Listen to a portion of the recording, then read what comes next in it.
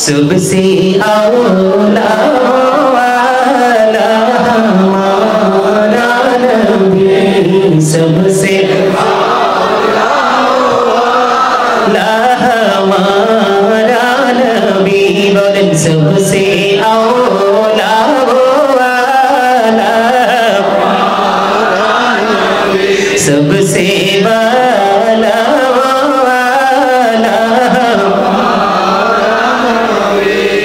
अपने मौला का प्यारा हमारा नबी, अपने मौला हमारा नबी, दोनों आलम का दुल्हा, सबसे औला वाला हमारा नबी, सबसे बाला वाला अपने मौला का प्यारा हमारा नबी,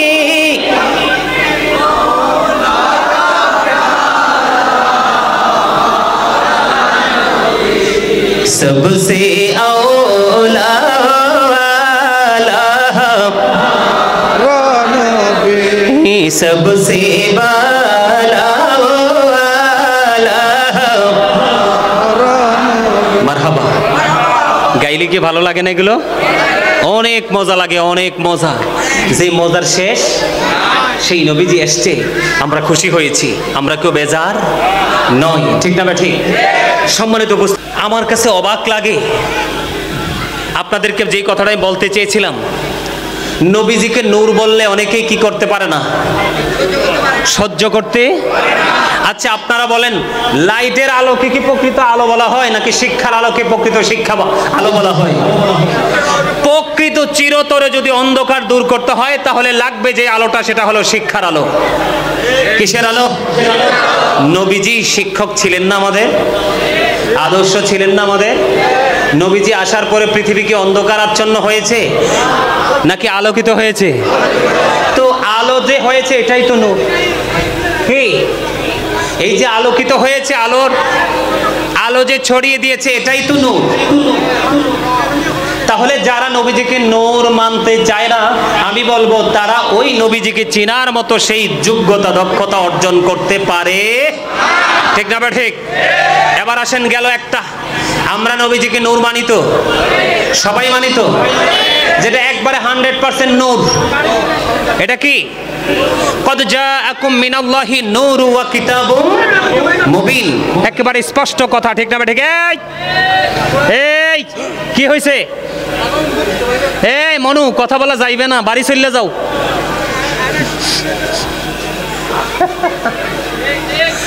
কথা ঠিক না ঠিক?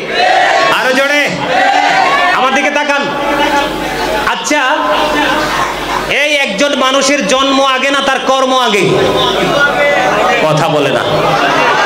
জন্ম আগে না কর্ম আগে? নবীজি তো, এরা বলে যে নবীজি তো এই দিনে আসছে, এই দিনে তো মৃত্যুবরণও করছে, নবীজির কি মরণ আছে? নবী তো হায়াতুন নবী, ঠিক না ঠিক? আল আম্বিয়াউ আহিয়াউ ফি কুবুরিহিম ইউসাল্লুন, নবী রাসূলরা তারা আপন আপন রওজায় জিন্দা, তারা নামাজরত অবস্থায় আছে। কথা বুঝে নেবেন, কিন্তু তারা মানুষকে কিভাবে বোকা বানায়। আমি দর্শকদের উদ্দেশ্যে বলছি, একটা মানুষের যদি জন্ম আগে হয়, তাহলে তো নবীজির আগমন আগে, নবীজির আগমন তো আগে। তো নবীজি তো আসার 63 বছর পরে এই দিনে আবার পৃথিবী থেকে চলে গেছে। কথা কন। নবীজি মিলাদুন নবীতে রবিউল আউয়াল চন্দ্র মাসের 12 তারিখে পৃথিবীতে বিলাদত মোবারক হয়েছে। তো নবীজির মিলাদ যেদিন, বিলাদত যেদিন, ওই দিন যদি মিলাদুন নবী পালন করা বেদাত হয়, তাহলে ওই দিনে সিরাতুন নবী পালন করা কি? কথা কয় না? হ্যাঁ, নবীজি আজকে আসছে, আল্লাহ বলেছেন তোমরা আনন্দ উৎসব করো, মিলাদ পালন করো। কি করো? আল্লাহ বলেছে, কোরআন হাদিস দ্বারা প্রমাণিত, সাহাবায়ে কেরামরাও করেছে। আমরা মিলাদুন নবী করছি, এটা যদি বেদাত হয়, তাহলে সিরাতুন নবী কি?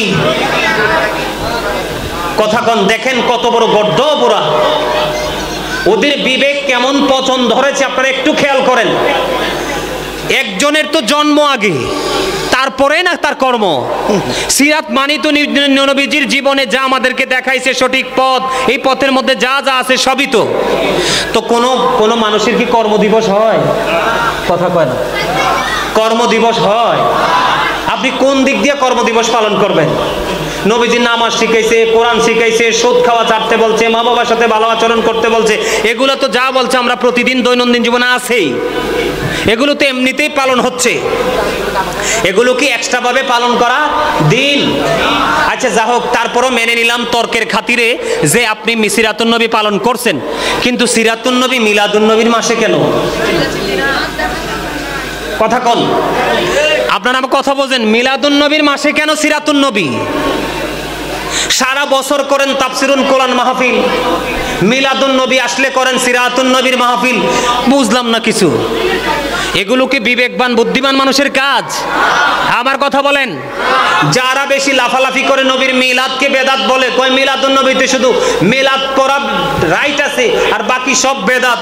তো 2 দিন বিয়ার সাজে সাজে কি ছেলে মেয়ে 2 ঘরে বসে থাকে নাকি আরো কিছু করে? করে কি করে না? তো মিল নবীজি আজকে আসছেন রহমত আমাদের জন্য, নিয়ামত নিয়ে এসেছে। আল্লাহ পবিত্র কালামে হাকিমে বলেছে, কদ জাআকুমুর রাসূলু বিল হাক্কি মির রাব্বিকুম ফাআমিনু খায়রুল লাকুম।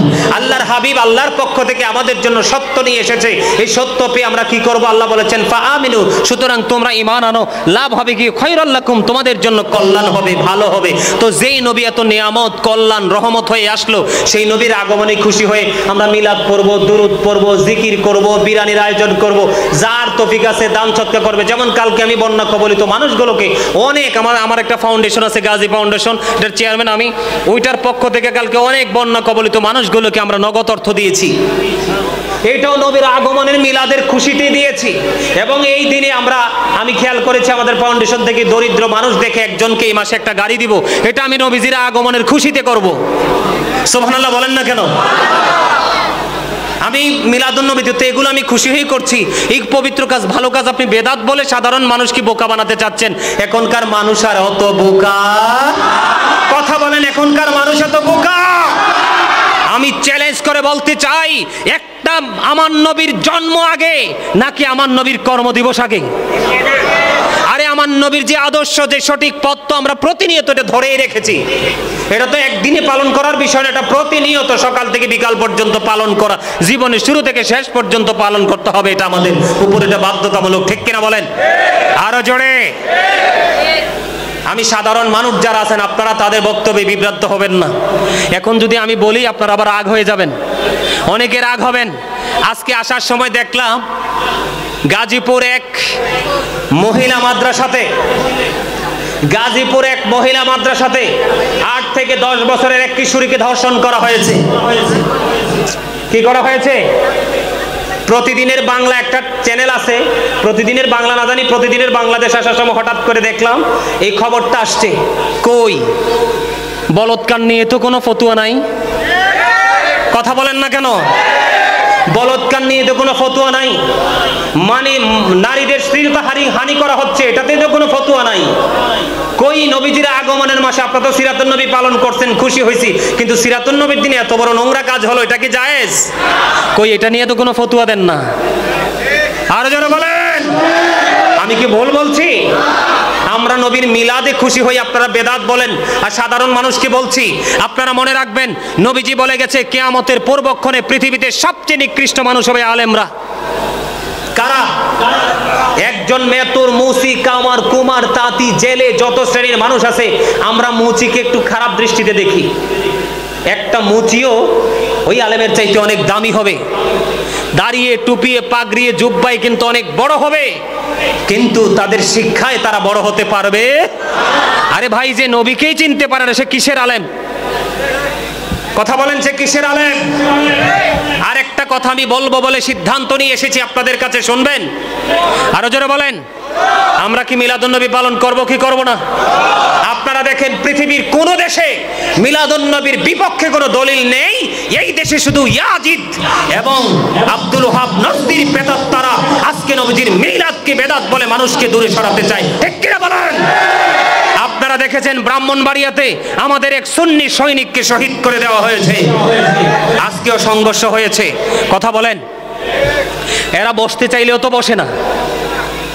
আমাদের আলেমদের সাথে এদেরকে বসতে চাইলেও এরা বসে না, কারণ মিলাদুন নবীর দলিল বেশি লাগে না। আল্লাহ বলেছেন ফালিয়াফরাহু, তোমরা আনন্দ উৎসব করো, ওয়া খায়রুম মিম্মা ইয়াজমাউন, এটা তোমাদের পুঁজি করা সম্পদ চাইতে দামি, এটাই তো যথেষ্ট। এটা মানেন না, এটা আপনার সমস্যা, কিন্তু এই সমস্যাটা অন্যের মধ্যে ঢুকাতে চান কেন? আমার কথা আপনারা বুঝতে পারছেন? আপনারা দেখেছেন কয়দিন আগে আমাদের মাদ্রাসাগুলো, আমাদের আল্লাহর ওলিদের মাজারগুলো ভাঙা হয়েছে। আমার দিকে তাকান, ওনারা আমি মানলাম, আমার দিকে তাকান, বুঝে নেবেন। কিন্তু ঈমান হরণ করার জন্য ইয়াজিদ বাহিনী মাঠে নেমে গেছে। 63 হিজরিতে 61 হিজরিতে কি জান্নাতের সরদারদেরকে কি ধ্বংস করে না ইয়াজিদ বাহিনী? কথা বলেন, করছে কি করছে না? আরো জোরে বলেন, করছে কি করছে না? এরা যে জান্নাতের সরদার, এতে কোনো সন্দেহ আছে? ভাই আমার দিকে তাকান, সন্দেহ আছে? আল্লাহ রাসূল বলেছেন আল হাসান ওয়াল হুসাইন সাইয়্যিদা শাবাবি আহলিল জান্নাহ। আমার রাসূল বলেছেন Imam Hasan and Husain are the leader of younger people in Jannah. ইমাম হাসান হুসাইন দুই ভাই হলো জান্নাতে যুবকদের সরদার। ওমা সুবহানাল্লাহ বলেন না? আমার কথা যদি অযৌক্তিক হয়, আমার এই ব্যক্তিগত কাজের জন্য আপনারা বকা দেন, আমি দুঃখ পাবো না। কিন্তু নবীজির বেলায়, আল্লাহর ওলিদের বেলায় কিন্তু আমরা থেমে থাকব। আমার দিকে তাকান, আমি সূরার নামগুলো বলবো না, এটা ওই অনলাইনে ওয়াজটা করা আছে। শুধু আপনারা আমার সূরার নামগুলো যদি সম্ভব বলে দিব। সূরা ইউনূসের 62 নম্বর আয়াতে আল্লাহ বলেছেন আলা ইন্না আউলিয়া আল্লাহি লা খাউফুন আলাইহিম ওয়া লা হুম ইয়াহজানুন। আল্লাহ বলেছেন behold verily the friends of Allah have nothing to fear or two regret.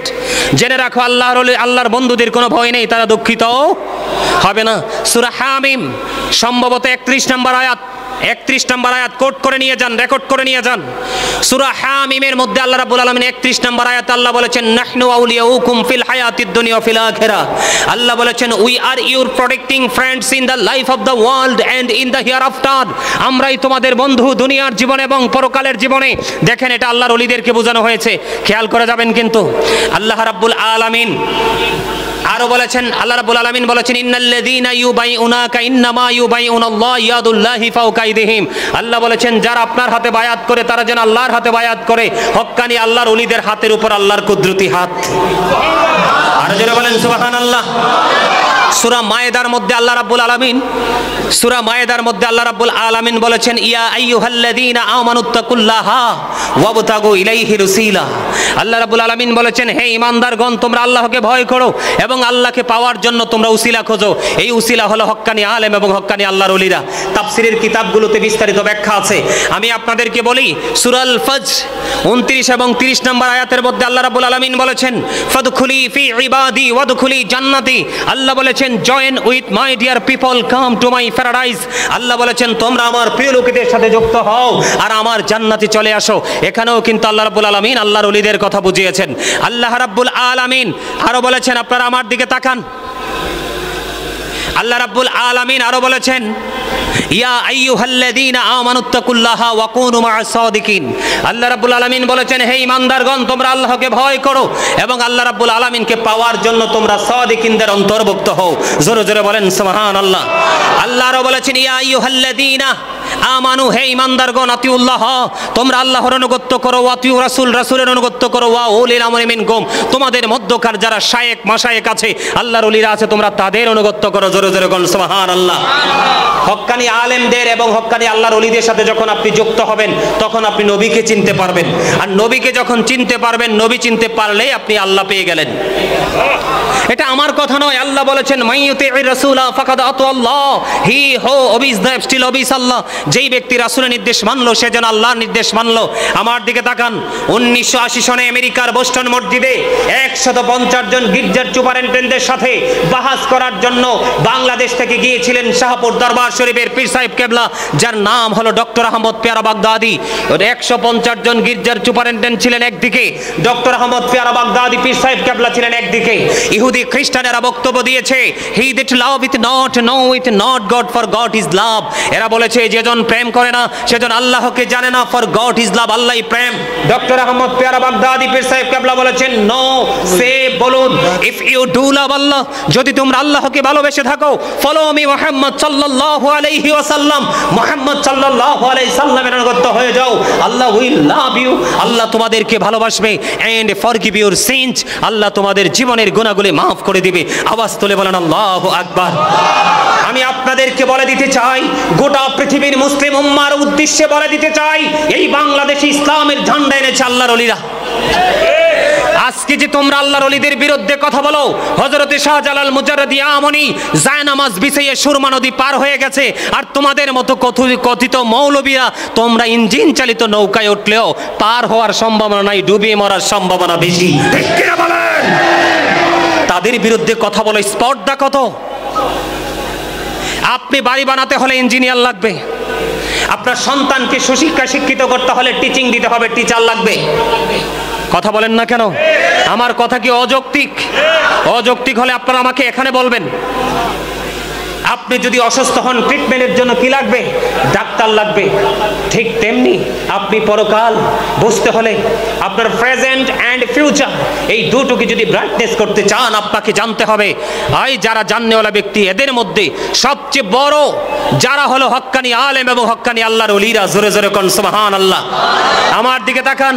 সাদিকিনের ব্যাখ্যা করতে গিয়ে শায়েখ ইসমাইল হাক্কি রাদিয়াল্লাহু তাআলা আনহু তাফসিরে রুহুল বায়ান, তাফসিরে মাঝহারি, তাফসিরে কদরি, তাফসিরে রুহুল বায়ানের মধ্যে আল্লাহর ওলিদের কথা বলেছেন, তাফসিরে মাঝহারির মধ্যে আল্লাহর ওলিদের কথা বলেছেন, কিন্তু তাফসিরে কদরির মধ্যে তিনি আরেকটা যুক্ত করেছেন, হক্কানি আলেম।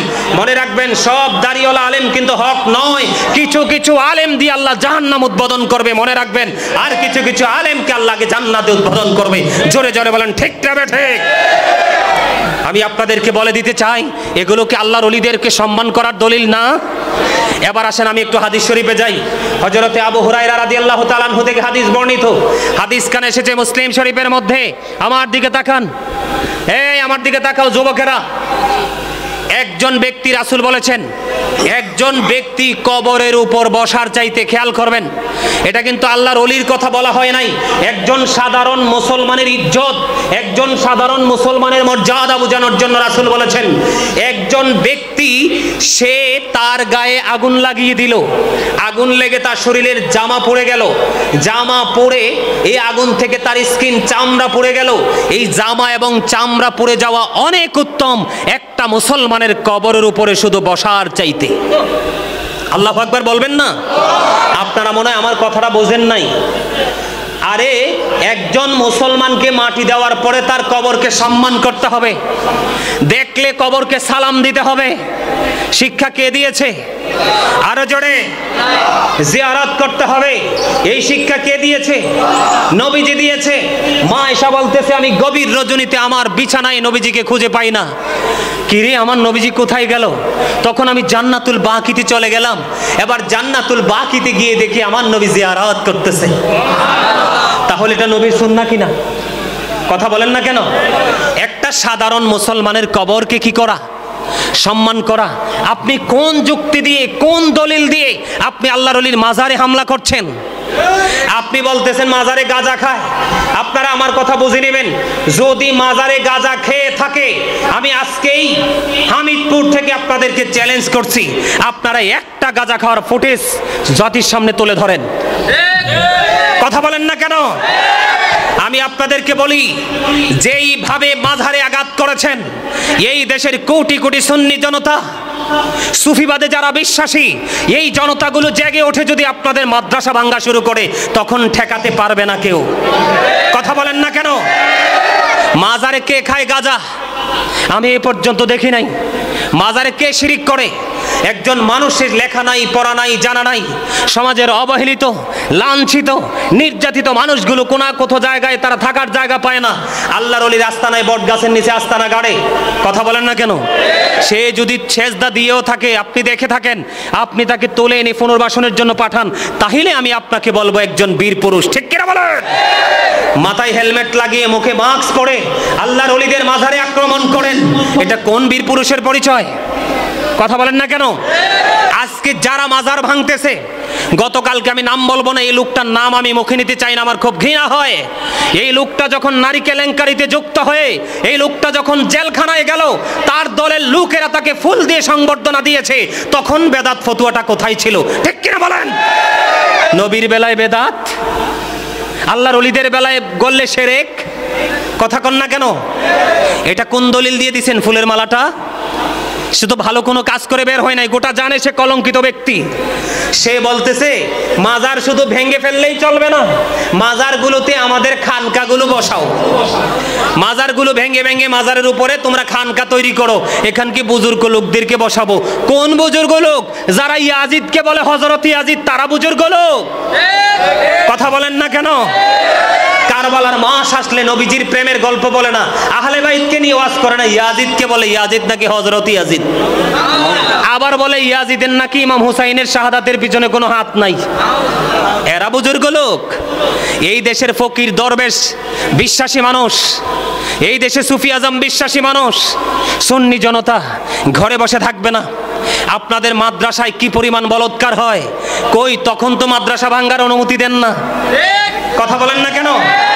তখন আপনাদের ফতুয়া কি হয়? আপনাদেরকে বলে গেলাম যুবক ভাই, তোমাদেরকে বললাম তোমরা আজকে দেখবা প্রতিদিন বাংলাদেশ একটা চ্যানেল আছে, চ্যানেলের মধ্যে দেখবা কত বড় বুজুর্গ, নাম আবার মাদানি। নাম কি? নাম আবার মাদানি। আজকে 8 বছরের একটা মেয়েকে ধর্ষণ করেছে, আজকে মাদ্রাসা ভেঙে দেওয়া উচিত। ঠিক কিনা বলেন? এই মেয়েটার লাইফ শেষ, এই মেয়েটার মা বাবা সমাজে দাঁড়াতে পারবে না। ঠিক কিনা বলেন? আজকে মাদ্রাসা ভেঙে না ভাঙো না কেন?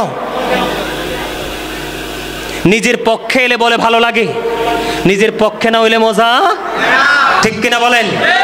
সুন্নিরা যথেষ্ট ভদ্র, সুন্নিরা লাঠি হাতে নেয় না, সুন্নিরা মারামারি করে না, সুন্নিরা ঝগড়া করে না। শেষ কোথায় আছে আমরা দেখবো। ঠিক কিনা বলেন? আরো জোরে বলেন। আমার নবী আসছে, বেদাত ফতুয়া দাও তোমরা। তোমাদের মৌলবীরা কত জলসা করে, কথা বলেন না কেন? এগুলো কোন কিতাবে আছে? এগুলো কি নবীজি জামানে করছিল সাহাবায়ে কেরাম? আমার দিকে তাকান, আমি কি ভুল বলছি কিছু? না খারাপ বলছি? এই শিশু বাচ্চাদেরকে বলৎকার করা হয়, এরকম রেকর্ডও আছে, এইরকম রেকর্ডও আছে। আপনারা গত কাছে সবচেয়ে বড় কারি তাদের দলের মেয়েটাকে প্রলোভন মাদ্রাসায় ভর্তি করেছে, 12 থেকে 14 বছর মেয়েটার ধর্ষণ করার পরে 2.5 লক্ষ টাকা দেওয়া হয়েছে, তোমরা এলাকা ত্যাগ করো। তখন কোথায় ছিল আপনাদের মানসিকতা? কথা বলেন না কেন? আল্লাহর ওলিদের মাজারে গাঁজা খায়, যদি গাঁজা খায় এটাকে তোমরা দেখলে প্রতিরোধ করো, প্রতিহত করো। কিন্তু এটা না করে তোমরা আল্লাহর ওলির মাজার ভেঙে দিচ্ছ, আবার বলো তোমাদের খানকা করতে। যাও খানকা করতে। আপনাদেরকে বলি আজকে নবীর প্রেমিক সৈনিকেরা, সুন্নি জনতা, বাঁচার জন্য যদি আলাদা হন তবে কেউ বাঁচতে পারবে না, আর মরার জন্য যদি একত্রিত হন তবে কেউ মরবে না। ঠিক কিনা বলেন? আমি আপনাদের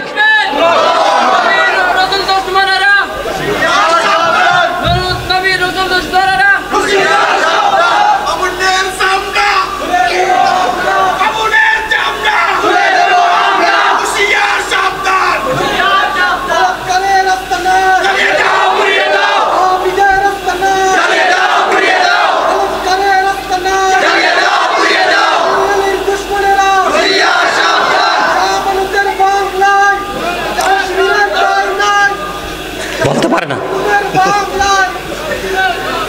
আমি বলছি না তোমরা ভাই, আপনাকে অসংখ্য ধন্যবাদ যোগ উপযোগী সময় উপযোগী কথাগুলো তুলে ধরার জন্য। আমি এই কমিটির লোকদেরকে বলবো আজকে তোমরা এখানে তোমাদের যেখানে এখানে সুন্নিয়ত হচ্ছে চট্টগ্রাম হচ্ছে সুন্নিয়তের রাজধানী, এবং আমি বলি আলেমেরও শহর। ঠিক না ঠিক? আমি বলি এখানে কমিটি যারা আছো যুবক ভাইদেরকে বলছি তোমরা এগিয়ে আসো, মুরব্বীদেরকে উপদেষ্টা বানাও, তোমরা সবাই একত্রিত হও। সমাজ থেকে নবীর দুশমনদেরকে, ওলির দুশমনদেরকে বিতাড়িত করতে হবে। আরো জোরে বলেন। আপনারা কি একত্রিত থাকতে পারবেন? একত্রিত হতে পারবেন? কথা বলেন। আমি আপনাদেরকে বলে দিলাম আজকে আমরা নবী ওলির দুশমনদেরকে আমরা কি করব না, ছাড়। এই নীরব থাকার মানেই দুর্বল নয়। কথা বলেন ঠিক না ঠিক? নীরব থাকলে কিন্তু, চুপ থাকলে কিন্তু দুর্বল। চুপ থাকে যারা, তাদের প্ল্যানিং কিন্তু ভেরি হার্ড। কথা বলেন না কেন? আরো জোরে। এত বলৎকার হয়, এত অন্যায় করে, এত অপরাধ করে, তাদের বিরুদ্ধে কোনো বক্তব্য নেই। কথা বলেন। আমি এই যারা বলৎকার করছেন এবং বলৎকারের বিরুদ্ধে কথা বলেন না, নবী ওলিদের বিরুদ্ধে কথা বলছেন, আপনাদেরকে বলে দিতে চাই, বুখারী শরীফের মধ্যে হাদিস এসেছে, আমরা সুন্নি জনতা কিছু করতে হবে না, আমার মালিকই যথেষ্ট। আল্লাহ রাব্বুল আলামিন কি বলেছেন? মান আদালি ওয়ালিয়ান ফাকাদ আযানতুহু বিল হারবি। আল্লাহ রাব্বুল আলামিন জানিয়ে দিয়েছে, হাবিব আপনি জানিয়ে দেন, আল্লাহর বন্ধুদের সাথে যারা দুশমনি করবে, আল্লাহ রাব্বুল আলামিন তাদের বিরুদ্ধে যুদ্ধ ঘোষণা করেছে। আল্লাহর সাথে যুদ্ধ ঘোষণা করার দুঃসাহস কার আছে বলেন তো? এই আমার দিকে তাকান। আপনারা দেখেছেন কিনা জানি না, সিরাজগঞ্জে, আমার কথা হলো তিনি ওলি না। আমি তোমাদের বক্তব্য মেনে নিলাম, তিনি ওলি নয়, তিনি একজন মুসলমান, তো একজন ইমানদার। তো সিরাজগঞ্জে দেখলাম একটা মাজারকে ভেঙ্গে চুড়ে আপনার ওই মাজার থেকে তার দেহটাকে উঠিয়ে নিয়ে গেছে, ভেঙ্গে ফেলেছে, মাথাটা বস্তা ভরে নিয়ে গেছে। আমি ওই বলৎকারের সাপোর্টার যারা, তাদেরকে বলে দিতে চাই, তোমরা মনে হয় এই হাদিসটুকু পড়ো নাই। আল্লাহ রাসূল বলেছে, মৃত ব্যক্তির হাড় ভাঙা জীবিত ব্যক্তির হাড় ভাঙার মতো সমান অপরাধ। তুমি কোনো মাজারকে, কোনো কবরকে সম্মান করতে পারবে না, মেনে নিলাম, কিন্তু অসম্মান করার অধিকার তো ইসলাম তোমাকে দেয় নাই। কথা বলেন, দিয়েছে? আপনাদেরকে সজাগ থাকতে হবে, আপনাদেরকে সচেতন থাকতে হবে। গোটা বাংলাদেশের মুসলমানকে ঐক্যবদ্ধ হতে হবে। নবীর প্রেমিক অলি প্রেমিকদেরকে কি করতে হবে? একত্রিত হতে হবে। ঠিক কিনা বলেন? আপনারা একত্রিত হতে রাজি আছেন তো? প্রতি বছর একটানা যদি সম্ভব হয়, বছরে 3টা প্রোগ্রাম করাবেন।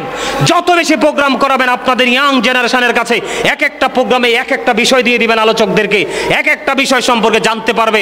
আপনার পরবর্তী প্রজন্মকেও ইমান চুরি করতে পারবে না। তার কারণ হলো আল্লাহ রাসূল বলেছেন, আদিবু আওলাদাকুম আলা তালাতি হিসালিন হুব্বি নাবিকুম ওয়া হুব্বি আহলি বাইতিহি ওয়া আলা কিরাতিল কুরআন। রাসূল বলেছেন, তোমরা তোমাদের সন্তানদেরকে 3টি বিষয় শিখাও। একটা হলো teach the love of the prophet, teach family love, learn to recite the holy Quran. রাসূল বলেছে, নবীর প্রেম শিখাও, নবীর পরিবারের ভালোবাসা শিখাও এবং কোরআন তেলাওয়াত শিখাও। আপনি আপনার সন্তানকে আগে নবীর প্রেম শিখান, ঈমান, রাসূলের পরিবারের ভালোবাসা শিখান, এটা ঈমান, আর কোরআনের শিক্ষাটা 3 নম্বরে দেন, কারণ সেটা হলো আইনের ভান্ডার। এই জন্য আল্লাহ রাব্বুল আলামিন, আমি বলি, Allah is all in all, follow his law and light for eternal success. Allah রাব্বুল আলামিন সব কিছুর মালিক, কিন্তু আল্লাহ আমাদের জন্য 2টি নিয়ামত দিয়েছে, একটা হলো ল আর একটা হলো লাইট। কথা কি বুঝতে পারছেন? ল কাকে বলা হয়? লয়ার কাকে বলা হয়? আইন যারা বুঝে, ব্যারিস্টার বা লয়ার বা অ্যাডভোকেট বলা হয়। ঠিক কিনা বলেন? এই ল হলো আইন, আর এই আইনটা হলো কোরআন। আর ল এন্ড লাইট, লাইট হলো নবীজি, নবীজি হলো নূর, নবীজি হলো আলো। দেখেন এরা কত গর্ধব, এরা কত মূর্খ, এরা কত পাগল। নবীজিকে নূর বললে কয়, নবী বলে মাটি। নবীজিকে নূর বললে মাথা খারাপ হয়ে যায় ওদের। এই নবীজি আসার কারণে কি দুনিয়া থেকে অন্ধকার দূর হয়ে গেছে না? কথা বলেন না কেন? দূর হয়ে গেছে না? তো এটাই তো নূর।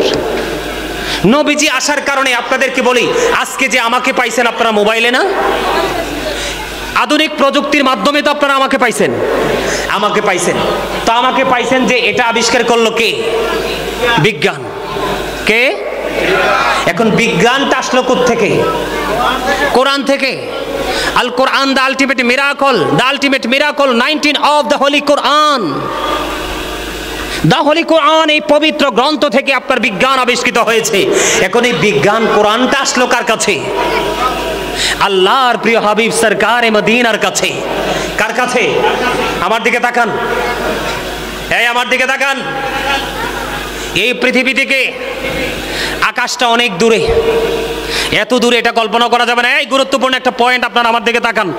আর জীবনে হয়তো আসতেও পারি, নাও আসতে পারি, এজন্য শিখে রাখেন বিষয়গুলো। আকাশের মধ্যে 200 crore গ্যালাক্সি আছে। তার মানে আকাশের মধ্যে 200 কোটি ছায়াপথ আছে। প্রত্যেকটা ছায়াপথের মধ্যে 10,000 কোটি করে তারা আছে। একটা একটা তারকার নাম হলো নিউট্রন স্টার। এই নিউট্রন স্টার তারাটার 1 চা চামচ পদার্থের ওজন হলো 1000 মিলিয়ন টন। আল্লাহু আকবার বলেন না। একটা তারকার 1 চা চামচ পদার্থের ওজন হলো 1000 মিলিয়ন টন। তাহলে একটা তারার ওজন কত হতে পারে বের করার ক্ষমতা সৃষ্টির কারোরই। বলে হুজুর এখানে কেন আসলেন? এত ওজন ধারণ করলো আসমান। আল্লাহ আসমানকে বলল কোরআন নিতে। আসমান কয় না, এই ভার সহ্য করতে পারবো না। বুঝে নেবেন, বুঝে নেবেন আমার নবীর শান, আমার নবীর পাওয়ার, আমার নবীর আজমত, আমার নবীর নূর কত পাওয়ারফুল নূর। জমিনের বুক চিরে হয়েছে বিশাল নদী, জমিনের বুকে হয়েছে বিশাল বিশাল অবকাঠামো, জমিনের বুকে দাঁড়িয়ে আছে বিশাল বিশাল বৃক্ষ, জমিনের বুকে দাঁড়িয়ে আছে আপনার আমার পরিকল্পিত সকল কিছু। ঠিক কিনা বলেন? জমিনের কি কোনো কষ্ট হয়? জমিনের কোনো মাত আছে? নাই। এত এত পাওয়ারফুল, এত লোড সহ্য করতে পারে জমিন। জমিনকে আল্লাহ বলল কোরআন নিতে। জমিন তো কোরআন নিতে রাজি হলো না। কিন্তু কোরআনটা আসছে কার কাছে? আপনার আমার প্রাণের নবীর কাছে। ল এন্ড লাইট।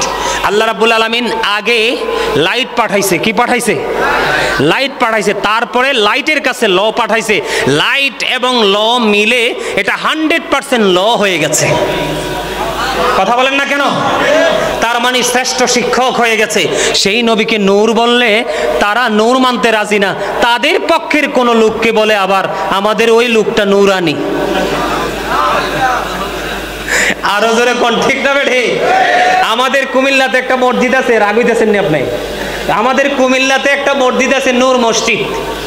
কথা বুঝে নিয়েন, আমি বুঝাচ্ছি কি অন্তরের জ্বালা থেকে বলছি। এরা কেমন ভাবে নিজেকে নবী দাবি করে, এখনো নবী চিনতে পারে না। কেমন ভাবে নিজেকে আলেম দাবি করে, তারা এখনো নবীকেই চিনতে পারে না। এই মসজিদ কয় এটা নূর মসজিদ। তো এটা নূর হইলো কেমনে? এটা ইট বালু সিমেন্ট দিয়ে বানাইছে, এটা নূর হইলো কেমনে? 63 দিন পরে করো, না হয় 63 মাস পরে করো। কথা ঠিক আছে নি আমার? হ্যাঁ, কথা বুঝেন নাই আমার? আরে আজকে তো আইছে, আসার পরে 63 বছর পরে আবার এই দিনে পৃথিবী থেকে চলে গেছে। মনের কষ্ট থেকে কথাগুলো বলছি। সম্মানিত উপস্থিতি, আমাদেরকে বুঝতে হবে, আমাদেরকে জানতে হবে, আমাদেরকে শিখতে হবে। তাদের যা করছে, আপনি বলেন আমরা মিলাদুন্নবীতে জুলুস করছি এই জন্য আমরা বেদাতি হয়ে গেছি। এই তারা কি রাজনৈতিকভাবে ক্ষমতায় যাওয়ার জন্য কত কিছু করতেছে না? মানুষ একত্রিত করতেছে না? তো তাদেরকে বলবো এটার একটা দলিল জেনে নেই। এই কিতাবে আছে রাজনীতি করার জন্য এত মানুষ একত্রিত করা যাবে। কথা কোন? আমরারটা বেদাত, আপনারটা ইবাদত। কথা কি বুঝে আসে আমার? কথা বলেন আসে? আরে আমি নবীর প্রেমে খুশি হয়েছি, আল্লাহ বলেছে খুশি হইতে, আমারে তুমি বেদাত বলে চালিয়ে দিলা। আর তোমরা যে লাঠি সোটা দিয়ে মাজার ভাঙ্গো, কত ধরনের কর্ম করতেছো, তোমাদের সবগুলো বেদাত। যাই হোক, সম্মানিত উপস্থিতি, অনেক সময় দেরি করে ফেলেছি, অনেক লম্বা সময় হয়ে গেছে। আমি আসলে আর আলোচনা করতে চাই না। আমি আপনাদেরকে একটা কথাই বলতে চাই, আপনার ঈমান যদি থাকে আপনি অল্প আমল দিয়ে আসল জায়গায় যেতে পারবেন। ঠিক কিনা বলেন? আর ঈমান যদি না থাকে, পাহাড় পরিমাণ আমল দিয়ে কোনো লাভ হবে? কথা বলেন হবে? আরো জোরে হবে? সারা বাংলাদেশ থেকে আমাদের মুরব্বী যারা আছে, কেন্দ্রীয় কমিটিতে যারা আছে, তারা যখন আমাদেরকে ডাক দিবে, কেউ অসুস্থতার অজুহাত দিয়ে, কর্মের অজুহাত দিয়ে ঘরে বসে থাকবো না। আমরা জাতীয় ঐক্য গঠনের মাধ্যমে আমরা গোটা বাংলাদেশে সুন্নিয়তের জাতীয় ঐক্য গড়ে তুলে গোটা বাংলাদেশ থেকে আমরা এই বলৎকারদেরকে নিপাত করবো। ঠিক কিনা বলেন? আমার কথায় একমত? ইয়া রাসূলুল্লাহ,